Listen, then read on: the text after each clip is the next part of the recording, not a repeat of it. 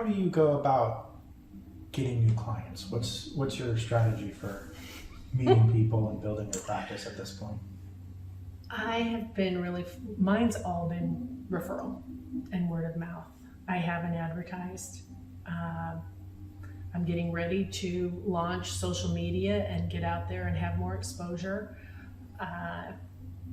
It's been word of mouth. I spent the first 2 years when I was transitioning to consulting, I was meeting with all referral partners, everybody looking for that partnership, right? Well, that produced, I have to tell you, very little, right?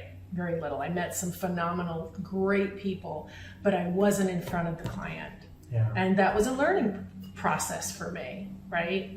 I'm a member of a chamber. Okay. I'm on the board of the Tualatin Chamber of Commerce.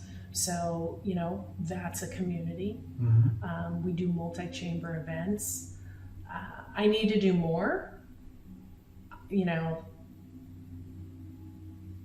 It's hard. Yeah, It's really hard. You can spend your whole day just going to events and Right. meeting with people for networking purposes and not have any hours left in the day to actually Right. do what clients pay you for. So, Well, yeah. it all goes back to the billable time, Yeah. right? And it's a challenge. And then you'll have a week, I'll get 3 calls, Mm-hmm. and a lot of my clients might be dormant because we've done all the hard work up front, and then something will come up. Mm-hmm. So it just ebbs and flows. I've been pretty consistent, within a $40 range. It depends a lot of times on the size of the business. Mm-hmm. I did a nonprofit where I cut the rate. I don't have a formula. It's not scientific, Right. right? It's it varies, and it's hard. We're funny in this country. It's hard to ask for money.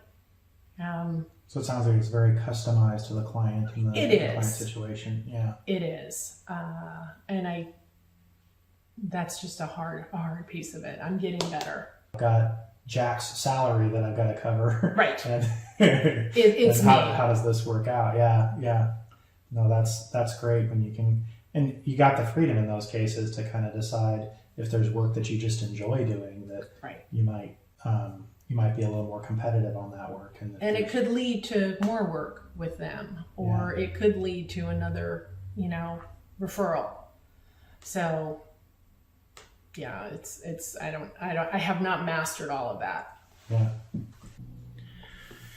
Yeah. So, pricing for professional services is a very complex topic. I've gone back and forth for years on how exactly I want to do it. Pricing by the hour is the tried and true method.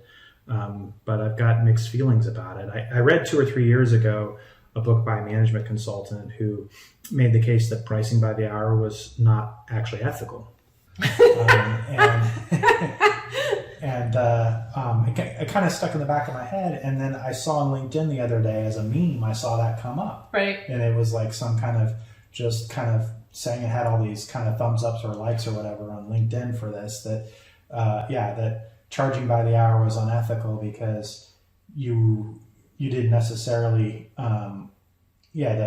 there's no guarantee a client got an outcome from that, and it just inspires you to work more hours. And so I say that, kind of tongue in cheek because we all do it at some level. Most of us as professionals are charging by the hour, and those of us who've gone to some kind of fixed fee are basically figuring out the fees on a rate per hour basis in some way as well. But I think that the alternative that people talk about, of course, is the value pricing. But interested to hear your take on that. And I have some projects, right? A handbook is a flat rate. Training is a different rate, and that depends on the topic. Do I need to be certified for the topic? Do I not? Do I have a presentation already? How many people are going to attend? So training is separate. I probably don't capture all my time as well as I should. Yeah, that's the irony of the ethical argument, right? Is that for most for most professional service providers, the truth in my experience is you spend 10 hours on a project and you kind of look at the bill and you're thinking, the client, really isn't going to feel good about paying for all that 10 hours. And so you write it down and you write it down to 8 hours and you only bill them for that. So, and so I think that the idea that billing by the hour is an unethical practice for professional service providers really cuts through us, because, we're on the other side of that. And more often than not, when I bill by the hour, we end up billing less hours than we actually spent because we know the client just wasn't planning to pay for the full amount of hours that we spent. Yeah. So thank you for spending time with me here today. Is there something that I should have asked, that I did, something that you thought that I might ask you today? Boy, I think we've been pretty thorough in covering all of it, from the history to how I got here, to what my business is, to being, on my own. It's been a great journey. I still feel like I'm early in it and have a lot of room to grow, but I've learned so much and I love sharing that. I meet with people who are getting ready to go out on their own, and I'm like, well, let me tell you some, what to look for, what the pitfalls, because you're going to make mistakes. Yeah.